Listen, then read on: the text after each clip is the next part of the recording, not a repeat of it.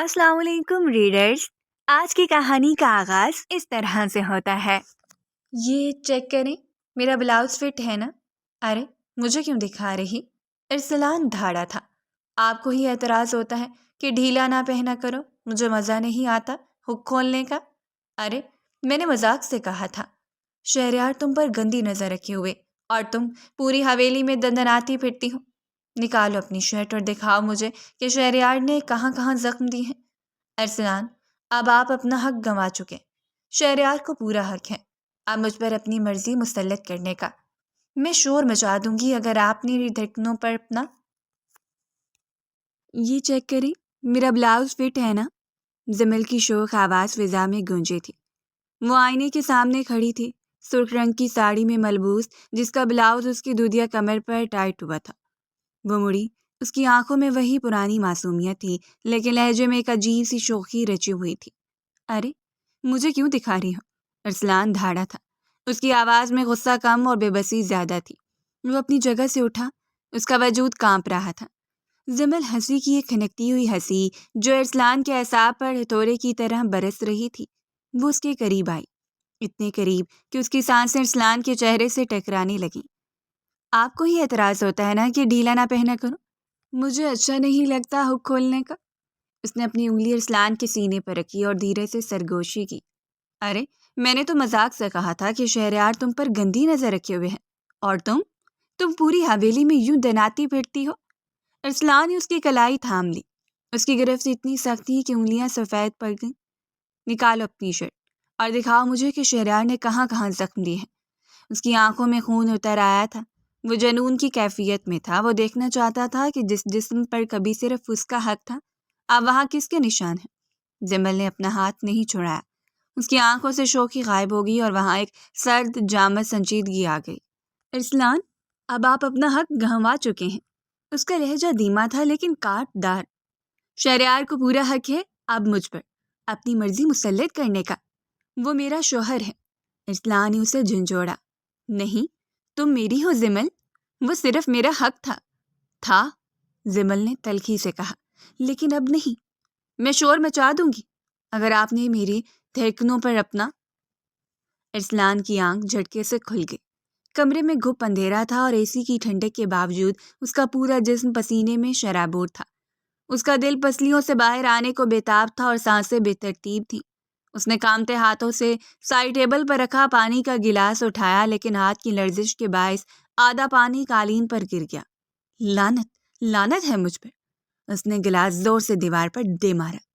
کانچ کے ٹکڑے فرش پر بکھر گئے، بالکل ویسے ہی جیسے چند ماہ پہلے اس نے اپنی زندگی بکھیر دی تھی۔ وہ بیڈ سے اٹھا اور ننگے پاؤں شیشے کی بڑی کھڑکی کے پاس آ کھڑا ہوا۔ باہر حویلی کا وسیع لان چاندنی رات میں نہایا ہوا تھا۔ سب کچھ خاموش تھا، پرسکون تھا، سوائے ارسلان کے اندر مچے طوفان کے۔ یہ وہی خواب تھا، وہی اذیت ناک وہم جو پچھلی کئی راتوں سے اسے سونے نہیں دے رہا تھا۔ اس کی نگاہ بے اختیار نیچے لان کے اس پار بنے شیش محل کی طرف اٹھی۔ وہاں کی بتیاں جل رہی تھیں۔ ارسلان کے سینے میں جیسے کسی نے خنجر گھونپ دیا ہو۔ وہ جانتا تھا کہ وہاں کیا ہو رہا ہوگا۔ شہریار، اس کا چھوٹا بھائی جو ہمیشہ اس کے اتارے ہوئے کپڑے اور کھلونے لیتا تھا، آج وہ ارسلان کے سب سے قیمتی متاع کا مالک بنا بیٹھا تھا۔ ارسلان نے اپنا سر شیشے سے ٹکا دیا۔ ماضی کی فلم اس کی آنکھوں کے سامنے چلنے لگی۔ وہ خاندان کا بڑا بیٹا تھا، وجیح، دراز قد، باروب اور اپنی بات منوانے والا۔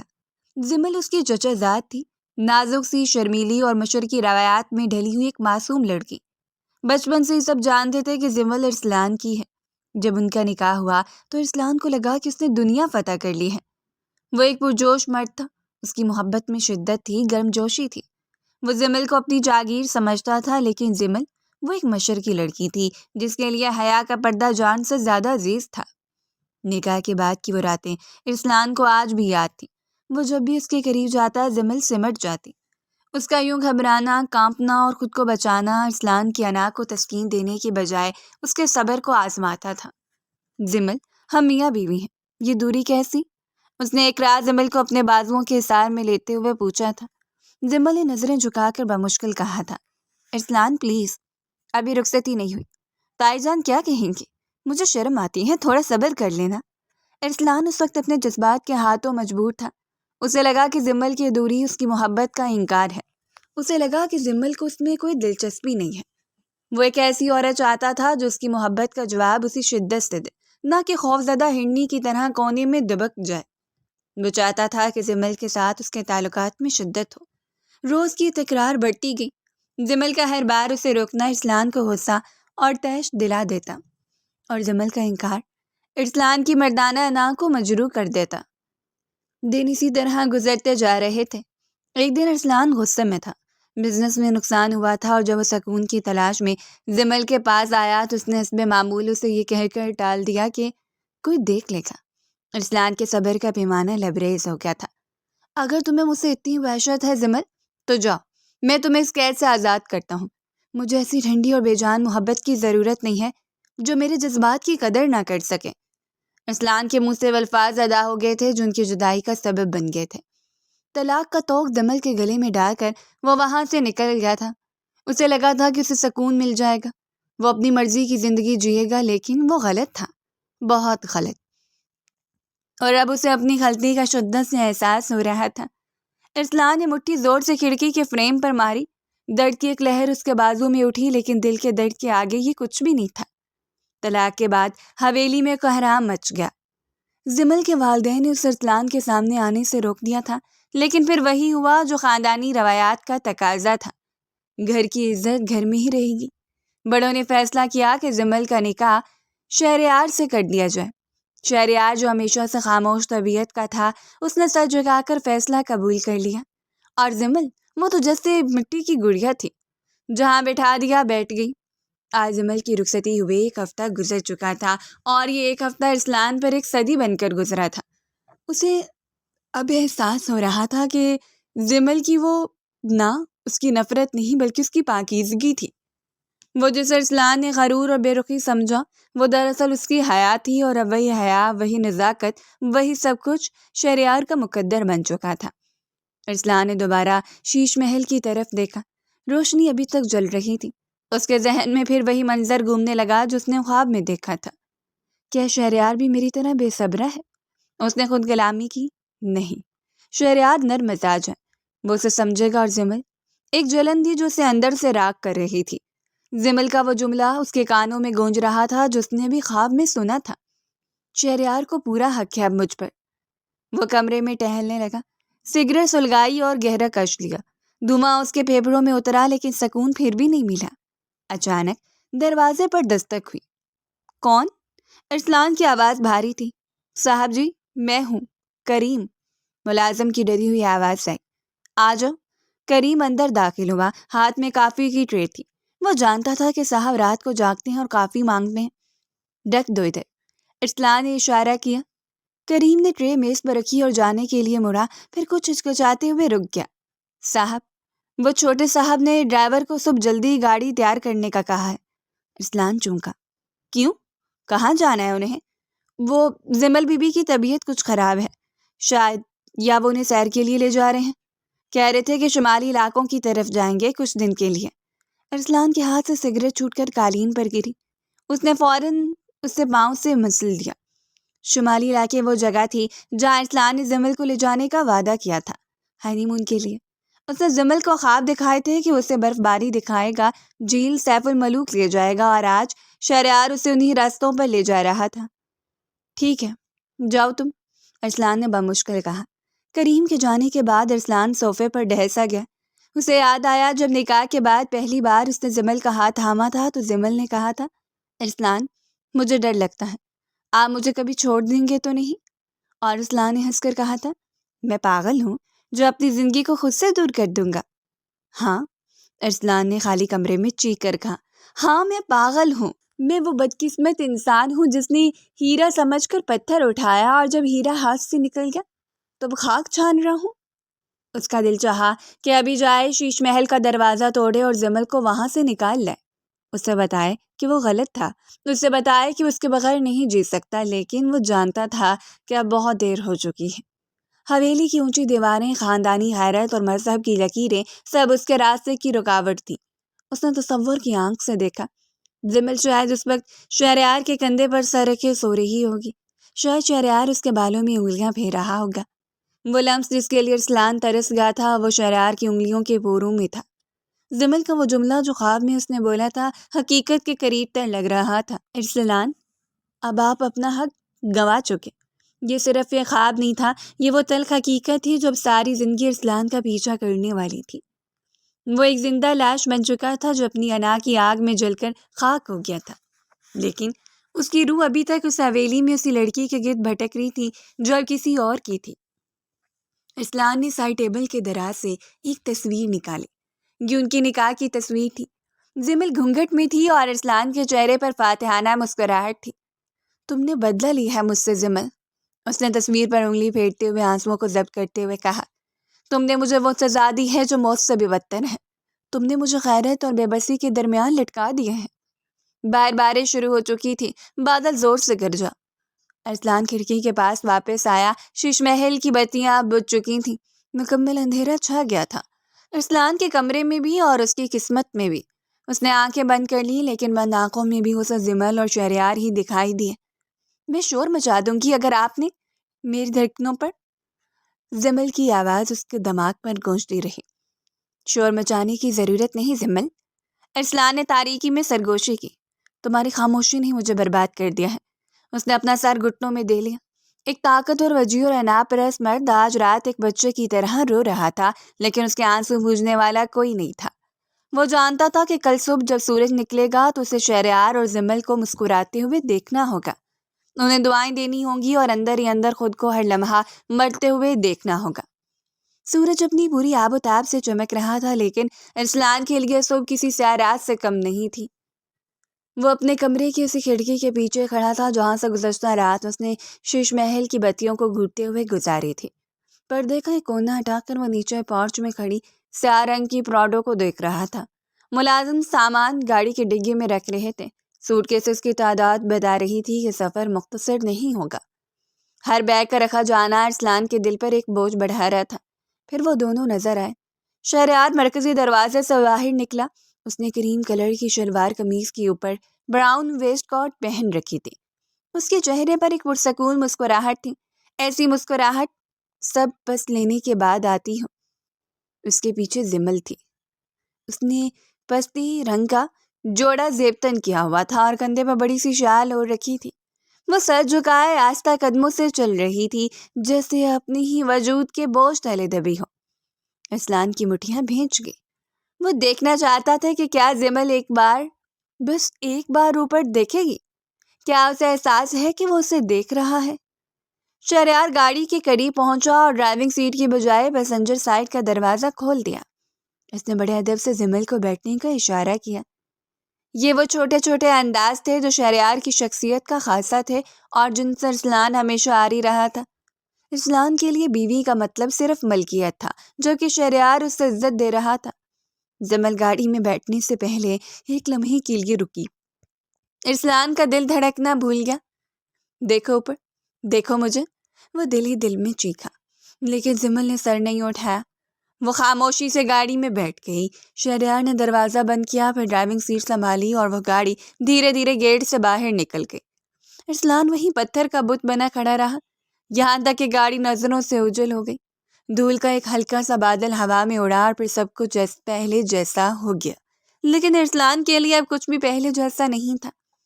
تم جا رہی ہو زمل؟ اس نے شیشے پر پیشانی ٹیک دی۔ مجھ سے دور؟ اتنی دور جہاں میری آواز بھی تم تک نہیں پہنچ پائے گی۔ اسے ایسا لگا جیسے اس کے جسم سے روح کھینچ لی گئی ہو۔ وہ حسد کی آگ میں جل رہا تھا، لیکن یہ حسد عجیب تھا۔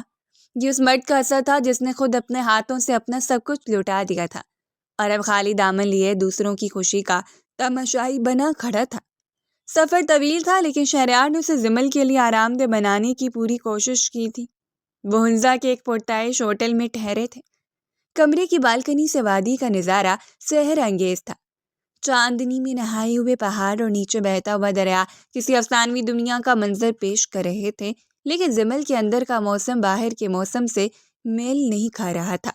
وہ کمرے کے بیچوں بیچ کھڑی تھی، ابھی تک شال اوڑھے ہوئے۔ شہریار سامان رکھ کر واش روم گیا تھا۔ کمرے میں خاموشی تھی، ایسی خاموشی جو کانوں میں سائیں سائیں کر رہی تھی۔ زمل کی نظر بیڈ پر پڑی جو گلاب کی پتیوں سے سجایا گیا تھا۔ ہوٹل انتظامیہ کی طرف سے نئے جوڑے کے لیے چھوٹا سا اہتمام تھا۔ ان سرخ پتیوں کو دیکھ کر جمل کا دل دہل گیا۔ اسے اپنی پہلی رات یاد آ گئی۔ اچانک اس کے موبائل کی گھنٹی بجی۔ جمل چونکی۔ اس نے ہینڈ بیگ سے موبائل نکالا۔ اسکرین پر جگمگاتے نام نے اس کے پیروں تلے سے زمین نکال دی۔ ارسلان۔ اس کا دل حرک میں آ گیا۔ اس وقت اتنی رات گئے ارسلان اسے کال کیوں کر رہا تھا؟ کیا کوئی ایمرجنسی تھی؟ یا پھر اس کا ہاتھ کال ریسیو کرنے کے لیے اسکرین کی طرف بڑھا، لیکن پھر رک گیا۔ وہ اب ارسلان کی بیوی نہیں تھی، وہ شہریار کے کمرے میں تھی۔ اس کا ضمیر اسے ملامت کرنے لگا۔ نہیں جمل، تم یہ نہیں کر سکتی، یہ خیانت ہے۔ موبائل مسلسل بج رہا تھا، رنگ ٹون کی آواز خاموش کمرے میں گونج رہی تھی۔ ارسلان کی کال مسلسل آ رہی تھی۔ وہ شخص جس سے وہ محبت کرتی تھی، جس کے لیے اس نے اپنے جذبات کو دبا رکھا تھا، آج وہ اسے پکار رہا تھا۔ دوسری طرف حویلی کے تاریک کمرے میں ارسلان موبائل کان سے لگائے مسلسل ٹہل رہا تھا۔ اٹھاؤ فون جمل، اٹھاؤ، وہ بربرایا۔ مجھے معلوم ہے تم جاگ رہی ہو، تم سو نہیں سکتی، تم میرے بغیر کیسے سکون سے رہ سکتی ہو؟ اس کی کال کاٹ دی گئی۔ ارسلان نے بے یقینی سے موبائل کو دیکھا۔ اس نے دوبارہ نمبر ملایا، پھر کاٹ دی گئی۔ تیسری بار ملانے پر موبائل بند ملا۔ ارسلان نے غصے میں موبائل بیڈ پر دے مارا۔ تم مجھ سے نفرت کرتی ہو جمل، لیکن میں تمہیں بھلا نہیں سکتا۔ میں پاگل ہو جاؤں گا اس طرح۔ وہ جانتا تھا کہ وہ غلط کر رہا ہے، اخلاقی طور پر، شرعی طور پر، ہر لحاظ سے وہ غلط تھا، لیکن محبت اور جنون کا اصولوں کے پابند ہوتے ہیں۔ وہ بس جمل کی آواز سننا چاہتا تھا، یہ جاننا چاہتا تھا کہ وہ ٹھیک ہے، یہ سننا چاہتا تھا کہ وہ شہریار کے ساتھ خوش نہیں ہے۔ جمل نے موبائل آف کر کے واپس بیگ میں ڈال دیا تھا۔ اس کے ہاتھ کانپ رہے تھے۔ اس نے گہرا سانس لے کر خود کو سنبھالنے کی کوشش کی۔ واش روم کا دروازہ کھلا اور شہریار باہر آیا۔ اس نے لباس تبدیل کر لیا تھا۔ وہ اب ٹراؤزر اور ٹی شرٹ میں ملبوس تھا۔ اس کے گیلے بال ماتھے پر بکھرے ہوئے تھے۔ وہ تولیے سے چہرہ خشک کرتا اور جمل کی طرف آیا۔ جمل کی نظریں جھک گئیں۔ اسے لگا اب وہ لمحہ آئے گا جس سے وہ ڈر رہی تھی۔ وہ جانتی تھی کہ وہ بیوی ہے، اسے منع کرنے کا حق نہیں، لیکن اس کا دل ابھی تک ارسلان کی یادوں کے ملبے تلے دبا ہوا تھا۔ شہریار اس کے قریب آ کر رک گیا۔ جمل نے اپنی مٹھیوں کو بھینچ لیا، خود کو ذہنی طور پر تیار کرتے ہوئے۔ تم تھک گئی ہوگی جمل، شہریار کی نرم آواز نے اسے چونکا دیا۔ جمل نے دھیرے سے سر ہلایا۔ جی، تھوڑا سا۔ شہریار نے ایک نظر بیڈ پر سجے پھولوں کو دیکھا، پھر جمل کے چہرے پر موجود خوف اور الجھن کو بھانپ لیا۔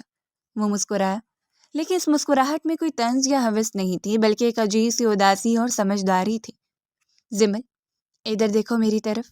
جمل نے ڈرتے ڈرتے نظریں اٹھائیں۔ شہریار کی آنکھوں میں سکون تھا۔ میں جانتا ہوں کہ یہ سب تمہارے لیے کتنا مشکل ہے، شہریار نے نرمی سے کہا۔ یہ شادی، یہ حالات، سب کچھ بہت اچانک ہوا ہے، اور میں یہ بھی جانتا ہوں کہ دل کے معاملات اتنی جلدی نہیں بدلتے۔ جمل کی آنکھیں حیرت سے پھیل گئیں۔ کیا وہ جانتا تھا؟ کیا اسے ارسلان کی محبت کا علم تھا؟ شہریار نے جیب میں ہاتھ ڈالتے ہوئے کھڑکی کی طرف رخ کیا۔ میں ارسلان بھائی جیسا نہیں ہوں۔ میں جانتا ہوں کہ وہ تم سے بہت محبت کرتے تھے، بس ان کا طریقہ غلط تھا، اور شاید تم بھی۔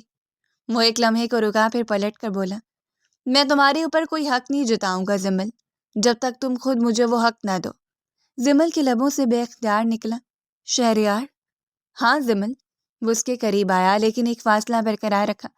تمہیں جتنا وقت چاہیے ہوگا میں دوں گا، ہفتہ، مہینہ، سال، جب تک تمہارا من نہیں چاہے گا، جب تک تم اپنے ماضی کے بوجھ سے آزاد ہو کر دل سے میری طرف نہیں آؤ گی، میں تمہارے قریب نہیں آؤں گا۔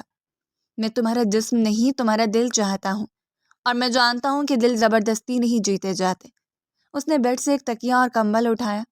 میں صوفے پر سو رہا ہوں، تم آرام سے بیڈ پر سو جاؤ، دروازہ لاک کرنے کی ضرورت نہیں، مجھ پر بھروسہ رکھو۔ شہریار جا کر صوفے پر لیٹ گیا اور سائیڈ لیمپ آن کر کے کوئی کتاب پڑھنے لگا، گویا کچھ ہوا ہی نہ ہو۔ جمل وہیں کھڑی رہ گئی، اس کی آنکھوں میں نمی تیرنے لگی۔ اس نے زندگی میں مرد کی دو صورتیں دیکھی تھیں، ایک ارسلان جس کی محبت آگ کی طرح تھی، جو جلاتا تھا، جو اپنا حق چھیننا جانتا تھا، جو انکار سننے کا روادار نہیں تھا۔ ارسلان کے لیے محبت کا مطلب ملکیت و تسلط تھا، اور دوسرا شہریار جو پانی کی طرح پرسکون تھا، جس کی محبت میں ٹھنڈک تھی، تحفظ تھا، اور سب سے بڑھ کر عزت تھی۔ اس لمحے جمل کے دل میں شہریار کے لیے ایک ایسی عزت پیدا ہوئی جو شاید محبت سے بھی زیادہ مضبوط تھی۔ ارسلان نے اسے عورت سمجھا تھا، شہریار نے اسے انسان سمجھا تھا۔ شہریار کی اس مردانگی نے، اس ضبط نے جمل کو قائل کر لیا تھا۔ اسے احساس ہوا کہ اصل طاقت چیخنے چلانے یا زبردستی کرنے میں نہیں، بلکہ اپنے جذبات پر قابو پانے اور دوسرے کو سپیس دینے میں ہے۔ وہ آہستہ سے بیڈ کے کنارے بیٹھی، پھولوں کی خوشبو اب اسے چبھ نہیں رہی تھی، لیکن دل کے کسی کونے میں ایک ٹیس ابھی بھی باقی تھی۔ اس کا دھیان پھر موبائل کی طرف گیا۔ وہ جانتی تھی کہ ارسلان تڑپ رہا ہوگا، وہ جانتی تھی کہ ارسلان کی وہ کال اس کی پشیمانی کا ثبوت تھی۔ یا اللہ، یہ کیسی آزمائش ہے؟ اس نے دل میں دعا کی۔ ایک طرف وہ شخص جس سے میں نے دیوانوں کی طرح محبت کی، لیکن جس نے مجھے توڑ دیا، اور دوسری طرف یہ شخص ہے جو مجھے جوڑ رہا ہے، لیکن جس کے لیے میرے دل میں ابھی وہ جذبہ نہیں ہے۔ محبت اب اس کے لیے سکون نہیں بلکہ کڑی آزمائش بن گئی تھی۔ ارسلان کی یادیں کسی ناسور کی طرح اس کے وجود میں پیوست تھیں، اور شہریار کا رویہ کسی مرہم کی طرح تھا۔ اس رات جمل بیڈ پر لیٹی چھت کو گھورتی رہی۔ کمرے کے دوسرے کونے میں شہریار سو چکا تھا یا شاید سونے کا ڈرامہ کر رہا تھا، اور میلوں دور حویلی میں ارسلان جاگ رہا تھا۔ 3 زندگیاں ایک فیصلے کی وجہ سے الجھ کر رہ گئی تھیں۔ ایک ماہ بعد شام کے سائے گہرے ہو رہے تھے جب سیاہ رنگ کی پراڈو حویلی کے مرکزی دروازے سے اندر داخل ہوئی۔ پورا ایک مہینہ بیت چکا تھا، لیکن یوں لگ رہا تھا جیسے صدیاں گزر گئی ہوں۔ گاڑی رکی اور ڈرائیور نے دروازہ کھولا۔ سب سے پہلے شہریار اترا۔ اس کے چہرے پر سفر کی تھکان ضرور تھی، لیکن آنکھوں میں ایک اطمینان تھا۔ اس نے مڑ کر جمل کو اترنے میں مدد دی، اور جمل وہ پرانی ڈری سہمی جمل نہیں لگ رہی تھی۔ ہنزا کی ٹھنڈی ہواؤں، سکردو کی خاموش جھیلوں، اور سب سے بڑھ کر شہریار کی بے لوث رفاقت نے اس کے اندر کا خوف ختم کر دیا تھا۔ اس کا رنگ نکھر کر گلابی ہو چکا تھا۔ آنکھوں میں جو ویرانی تھی وہ اب ایک پرسکون چمک میں بدل گئی تھی۔ اس نے ہلکے نیلے رنگ کا لباس پہن رکھا تھا جو اس کے نکھار کو مزید بڑھا رہا تھا۔ ان دونوں کے درمیان اب وہ گھٹن زدہ خاموشی نہیں تھی جو شادی کی پہلی رات تھی۔ اس 1 مہینے میں شہریار نے اپنے وعدے کی لاج رکھی تھی۔ اس نے جمل کو چھوا تک نہیں تھا، مگر اس کی روح کو اپنے اخلاق سے چھو لیا تھا۔ وہ دوست بن گئے تھے، ایسے دوست جو ایک دوسرے کی خاموشی کو بھی سمجھتے تھے۔ شکر ہے ہم گھر پہنچ گئے۔ جمل نے مسکرا کر حویلی کی عمارت کو دیکھا، حالانکہ دل کے کسی کونے میں ایک دھڑکا سا لگا تھا۔ یہاں اس کا ماضی دفن تھا۔ ہاں، لیکن مجھے لگتا ہے امی جان ہمیں دیکھ کر رونے والی ہیں، شہریار نے مسکرا کر کہا۔ وہ دونوں جیسے لاؤنج میں داخل ہوئے، ماحول میں ایک عجیب سی سوگواریت محسوس ہوئی۔ گھر کے ملازم خاموش کھڑے تھے اور فضا میں وہ چہل پہل نہیں تھی جو عموماً ان کی آمد پر ہونی چاہیے تھی۔ تائی جان سیڑھیوں سے اترتی نظر آئیں۔ ان کا چہرہ اترا ہوا تھا اور آنکھیں سوجی ہوئی تھیں۔ امی، شہریار آگے بڑھا، انہیں گلے لگایا۔ آ گئے تم لوگ؟ تائی جان کی آواز رندی ہوئی تھی۔ انہوں نے جمل کے سر پر ہاتھ رکھا، لیکن ان کی توجہ کہیں اور تھی۔ سب خیریت تو ہے امی؟ گھر میں اتنی خاموشی کیوں ہے؟ شہریار نے تشویش سے پوچھا۔ تائی جان کی آنکھوں سے آنسو چھلک پڑے۔ کیا خیریت بیٹا؟ جب سے تم لوگ گئے ہو اس گھر کی خوشیاں بھی جیسے روٹ گئی ہیں۔ ارسلان کا نام سنتے ہی جمل کا دل ایک لمحے کے لیے رک سا گیا۔ اس نے بے اختیار مٹھی بھینچ لی۔ کیا ہوا ارسلان بھائی کو؟ شہریار گھبرا گیا۔ بخار، شدید بخار، تائی جان نے روتے ہوئے کہا۔ پچھلے 20 دن سے وہ بستر سے نہیں اٹھا۔ ڈاکٹرز کہہ رہے ہیں کہ یہ کوئی ذہنی دباؤ ہے، کوئی ٹینشن ہے جو اسے اندر سے کھائے جا رہی ہے۔ وہ نہ کچھ کھاتا ہے نہ پیتا ہے، بس چھت کو گھورتا رہتا ہے۔ دوائیاں بھی اثر نہیں کر رہی بیٹا۔ میرا شیر جیسا بیٹا ہڈیوں کا ڈھانچہ بن گیا ہے۔ شہریار کے پیروں تلے سے زمین نکل گئی۔ وہ ارسلان سے بے پناہ محبت کرتا تھا۔ میں بھی دیکھ کر آتا ہوں انہیں۔ وہ بیگ وہیں چھوڑ کر سیڑھیوں کی طرف بھاگا۔ تائی جان دبی دبی آواز میں رو رہی تھیں۔ جمل وہیں کھڑی رہ گئی۔ ارسلان بیمار تھا، اس کے جانے کے غم میں، پچھتاوے میں، یا حسد میں؟ جمل کے دل میں ایک تیز سی اٹھی تھی۔ تم نے خود سزا چنی ہے ارسلان، اس نے دل ہی دل میں اس خیر مرئی وجود سے مخاطب ہو کر کہا جو اوپر کمرے میں پڑا تھا۔ تم نے میری محبت کو ٹھکرایا تھا، میری پاکیزگی کو اپنی انا کی بھین چڑھایا تھا۔ آج اگر تم تڑپ رہے ہو تو یہ قدرت کا انصاف ہے۔ اس نے گہرا سانس لیا۔ اس نے اپنے اندر پیدا ہونے والی ہمدردی کی لہر کو سختی سے دبایا اور اپنے کمرے کی طرف بڑھ گئی۔ وہ اب کمزور نہیں بڑھنا چاہتی تھی۔ ارسلان کے کمرے میں حفصہ ادویات کی بو پھیلی ہوئی تھی۔ کھڑکیاں بند تھیں اور پردے گرے ہوئے تھے۔ بیڈ پر لیٹا ہوا شخص ارسلان کم اور ارسلان کا سایہ زیادہ لگ رہا تھا۔ اس کی داڑھی بڑھی ہوئی تھی، آنکھیں گڑھوں میں دھن چکی تھیں اور انگل زرد تھیں۔ بھائی، شہریار اس کے قریب پہنچا، اس کا ہاتھ تھاما۔ اس کا ہاتھ آگ کی طرح تپ رہا تھا۔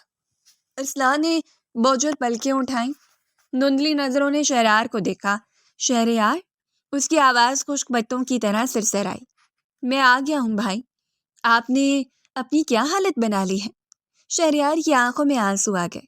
ارسلان کی نظریں شہریار کے پیچھے دروازے کی طرف گئیں۔ وہ کسی اور کو ڈھونڈ رہا تھا۔ وہ آئی ہے؟ ارسلان نے بمشکل پوچھا۔ شہریار سمجھ گیا کہ اشارہ زمل کی طرف ہے۔ ہاں بھائی، زمل بھی ساتھ آئی ہے، ہم واپس آ گئے ہیں، اب آپ ٹھیک ہو جائیں گے؟ زمل کا نام سنتے ہی جیسے ارسلان کے مردہ جسم میں بجلی دوڑ گئی۔ اس کی آنکھوں میں ایک عجیب سی چمک آ گئی، آنکھوں سے ایک جنون چھلکنے لگا۔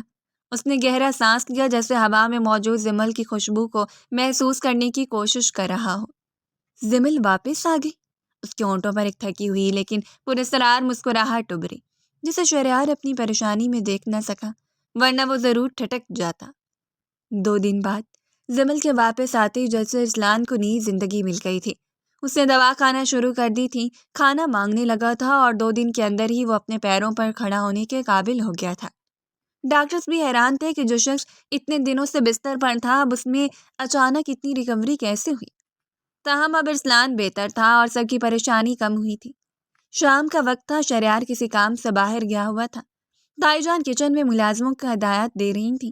زمل اپنے کمرے سے نکل کر لائبریری کی طرف جا رہی تھی تاکہ کوئی کتاب لے سکے۔ وہ گیلری سے گزر رہی تھی جب اسے محسوس ہوا کہ کوئی اس کا پیچھا کر رہا ہے۔ وہ پلٹنے ہی والی تھی کہ ایک سائے نے اس کا راستہ روک لیا۔ ارسلان؟ زمل کا سانس حلق میں اٹک گیا۔ ہلکے سے اس کے منہ سے ارسلان کا نام نکلا۔ ارسلان ابھی بھی کمزور لگ رہا تھا، لیکن اس کی آنکھوں میں وہی پرانی وحشت تھی، وہی حاکمانہ انداز جو زمل کو خوف زدہ کر دیتا تھا۔ لیکن آج زمل کی آنکھوں میں خوف نہیں تھا۔ کیسی ہو زمل؟ ارسلان کی آواز بھاری تھی، وہ اس کے بہت قریب کھڑا تھا۔ زمل نے خود کو سنبھالا اور باوقار لہجے میں کہا، میں ٹھیک ہوں ارسلان بھائی، راستہ چھوڑے، مجھے جانا ہے۔ ارسلان بھائی؟ ارسلان نے تلخی سے ہنس کر دہرایا، مت پکارو مجھے اس رشتے سے، میرا اور تمہارا رشتہ روح کا ہے زمل۔ تم جانتی ہو کہ میں نے 1 مہینہ کیسے گزارا ہے، ہر پل موت کی دعا مانگی ہے، لیکن تمہاری واپسی کی امید نے مجھے زندہ رکھا۔ وہ امید ختم ہو چکی ہے ارسلان صاحب، زمل نے سختی سے کہا۔ جس دن آپ نے مجھے طلاق دی تھی، اسی دن آپ نے مجھے مار دیا تھا۔ اب جو آپ کے سامنے کھڑی ہے وہ شہریار کی بیوی ہے۔ نہیں، ارسلان نے غرا کر کہا اور ایک قدم مزید آگے بڑھایا۔ زمل پیچھے ہٹ کر دیوار سے جا لگی۔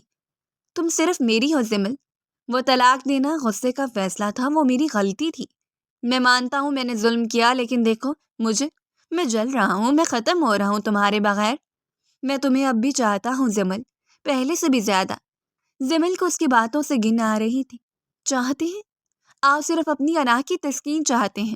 آپ کو برداشت نہیں ہو رہا کہ وہ کھلونا جسے آپ نے توڑ کر پھینک دیا تھا، اسے کسی اور نے جوڑ کر سجا لیا ہے۔ ارسلان نے اس کی بات سنی انسنی کر دی۔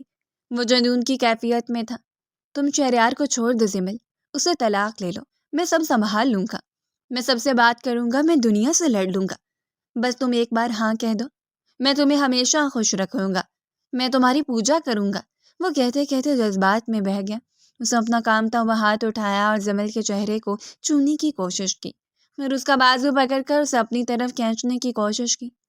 آ جاؤ میرے پاس زمل، اس اجنبیت کو ختم کر دو۔ وہ بار بار اسے خود سے لگا رہا تھا۔ زمل خود کو چرانے کی کوشش کر رہی تھی، لیکن اس کا جنون حد سے سوا تھا۔ چٹاک! ایک زوردار تھپڑ کی گونج پورے کوریڈور میں پھیل گئی۔ ارسلان کا چہرہ ایک طرف کو مڑ گیا۔ وہ شوق میں تھا، اسے یقین نہیں آ رہا تھا کہ وہ شرمیلی ڈرپوک زمل اس پر ہاتھ بھی اٹھا سکتی ہیں۔ اس کے گال پر زمل کی انگلیوں کے سرخ نشان ابھر آئے تھے۔ زمل کا پورا وجود غصے سے کانپ رہا تھا، اس کی آنکھوں سے شعلے نکل رہے تھے۔ تمہاری ہمت کیسے ہوئی؟ زمل نے دانت پیس کر کہا۔ اس کی آواز دھیمی لیکن انتہائی خطرناک تھی۔ تم نے مجھے سمجھا کیا ارسلان؟ کوئی بے جان چیز، کوئی پالتو جانور جسے جب چاہا دھتکار دیا اور جب چاہا پکار لیا؟ ارسلان نے اپنا گال سہلاتے ہوئے اسے دیکھا۔ زمل میں خاموش۔ زمل نے انگلی اٹھا کر اسے روکا۔ آج کے بعد اپنی غلیظ زبان سے میرا نام بھی مت لینا۔ مجھے گھن آتی ہے تم سے، اور اس وقت سے جب میں تم سے محبت کرتی تھی۔ تو محبت کے نہیں، نفرت کے بھی قابل نہیں ہو۔ لیکن میں بدل کیا ہوں زمل؟ ارسلان ابھی بھی اپنی ہٹ درمی پر قائم تھا۔ وہ باضد تھا جیسے بچے کسی کھلونے کے لیے مچلتے ہیں۔ شہریار تمہیں وہ پیار نہیں دے سکتا جو میں… وہ پھر جیسے مچل اٹھا۔ شہریار کے پاؤں کی خاک بھی نہیں ہو تم، جمل چیخی۔ اس نے مجھے وہ دیا ہے جو تم صدیوں میں بھی نہیں دے سکتے تھے، عزت، اعتماد، مان۔ تم کیا جانو محبت کیا ہوتی ہے؟ محبت قربانی کا نام ہے، چھیننے کا نام نہیں ہے۔ شہریار نے مجھے مجھ سے ملایا ہے اور تم نے مجھے مجھ سے چھین لیا تھا۔ ارسلان کی آنکھوں میں ابھی بھی وہی پاگل پن تھا، وہ ہار ماننے والا نہیں تھا۔ وہ دوبارہ اس کا ہاتھ پکڑنے کے لیے لپکا۔ تم نہیں سمجھ رہی ہو، تم صرف غصے میں ہو۔ جمل نے جھٹکے سے اسے دھکا دیا۔ ارسلان جو بیماری کی وجہ سے کمزور تھا لڑکھڑا کر پیچھے گرا۔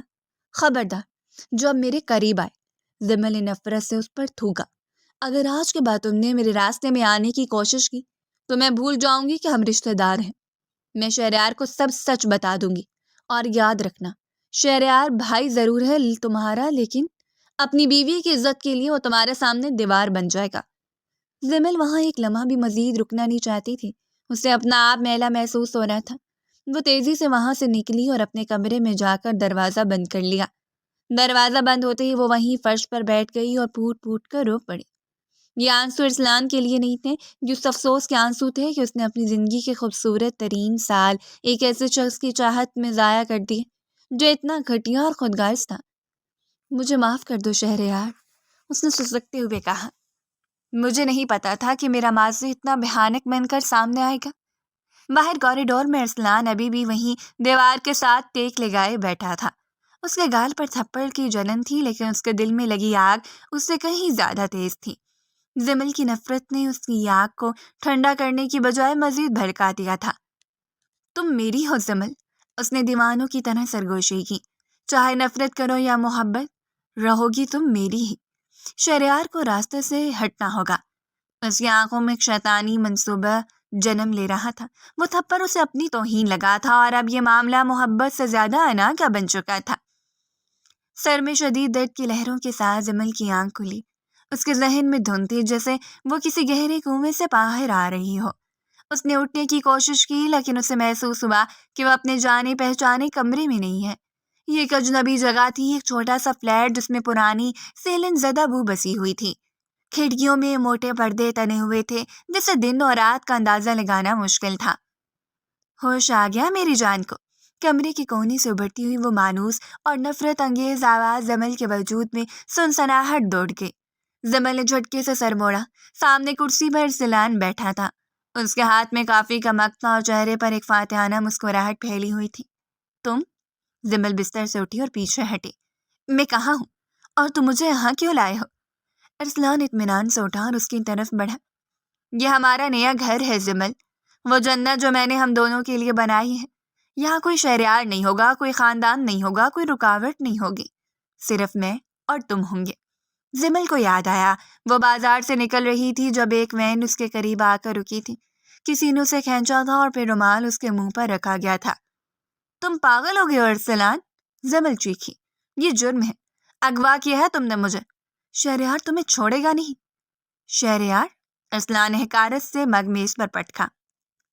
بھول جاؤ اسے، وہ اب تک رو رو کر ہلکان ہو چکا ہوگا۔ اسے لگ رہا ہوگا کہ تم بھاگ گئی ہو یا اغوا ہو گئی ہو، اور میں تو یہاں تمہارے ساتھ ہوں، تمہیں منانے کے لیے، تمہیں اپنا بنانے کے لیے۔ وہ جمل کے قریب آیا اور اس کے کندھے تھام لیے۔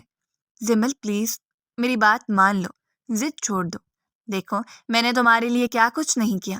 میں نے اپنی غیرت، اپنا خاندان، اپنا بھائی، سب کچھ داؤ پر لگا دیا، صرف تمہارے لیے۔ ایک بار ہاں کہہ دو، ہم یہاں سے بہت دور چلے جائیں گے، ایک نئی زندگی شروع کریں گے۔ جمل کی آنکھوں میں آنسو نہیں، آگ تھی جو سب کو جلا کر خاک تر کرنا چاہتی تھی۔ اس نے پوری قوت جمع کی اور ارسلان کے چہرے پر تھوک دیا۔ ارسلان ساکت رہ گیا، اسے یقین نہیں آیا۔ تھو ہے تمہاری محبت پر اور تمہاری اس گھٹیا سوچ پر، جمل نے نفرت سے کہا۔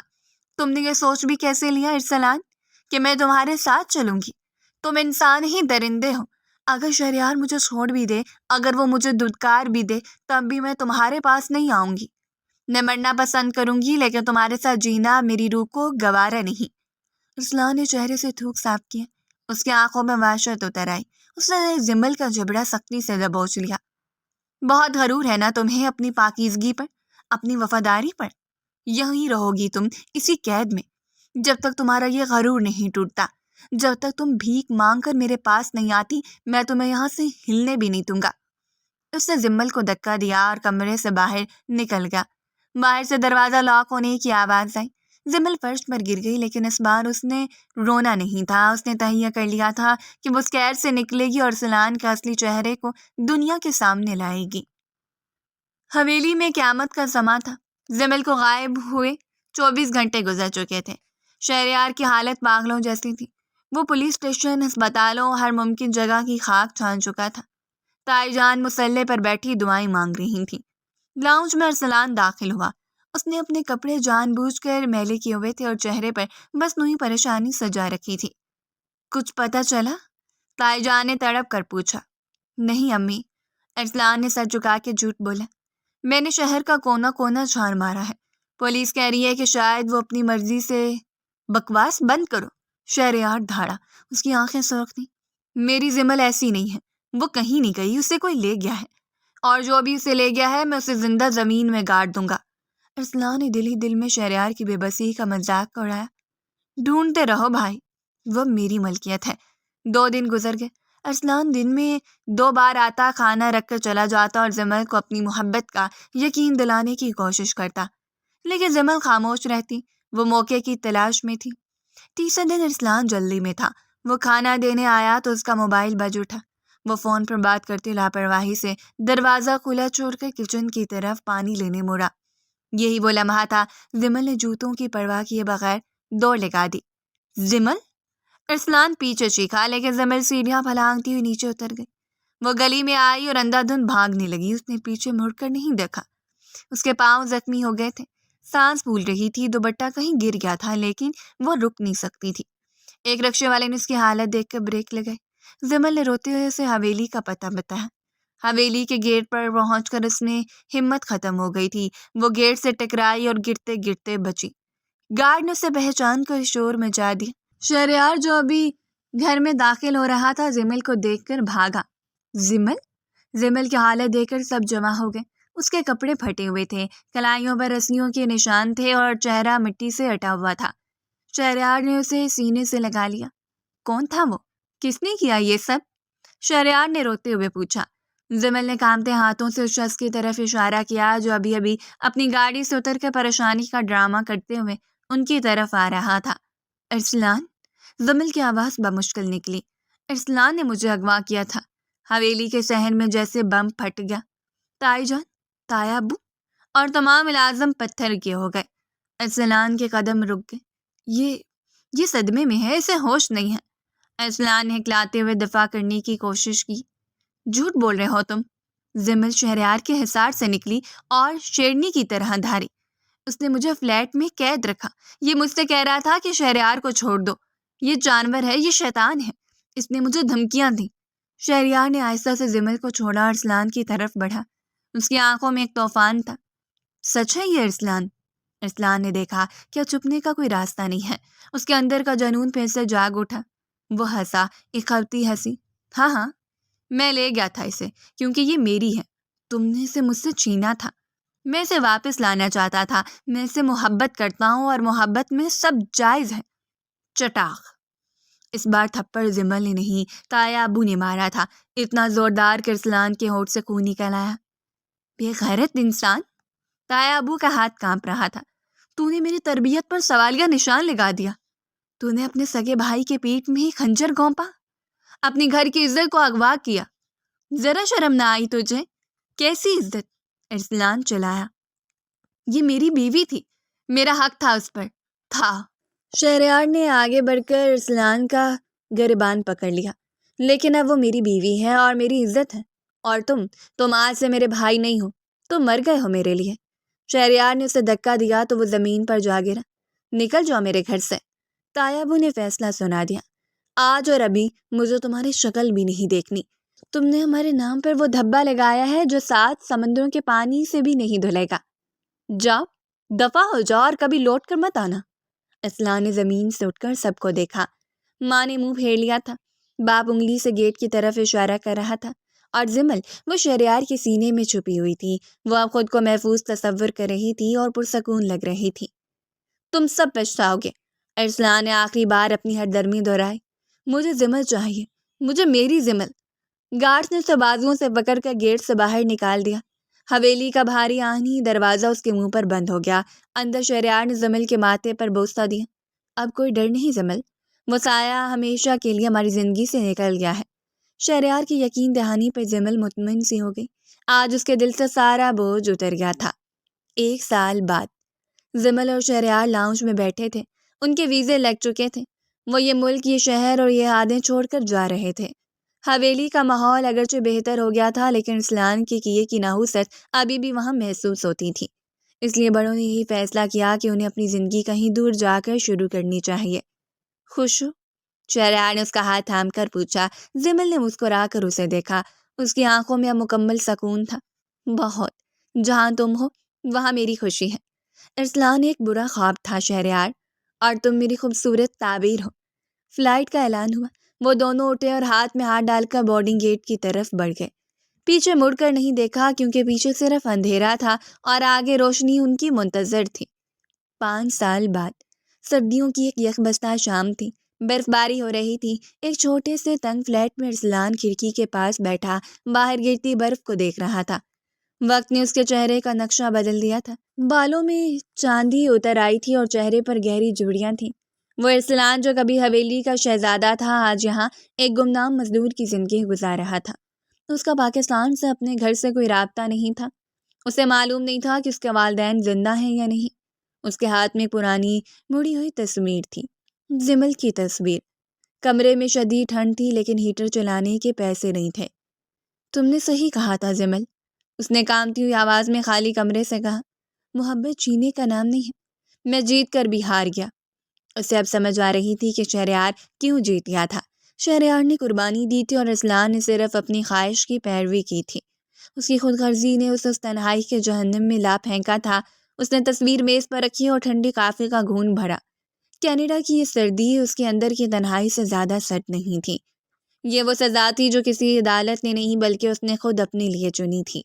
ایک طرف زمل اور شہریار اپنی اولاد کے ساتھ ایک خوشحال زندگی گزار رہے تھے، محبت اور سکون کے سائے میں، اور دوسری طرف ارسلان تنہا، بے نام پر پچھتاووں کی بوجھ تلے دبا ہوا ایک ہاری ہوئی زندگی جی رہا تھا، جسے اس نے خود اپنا نصیب بنایا تھا۔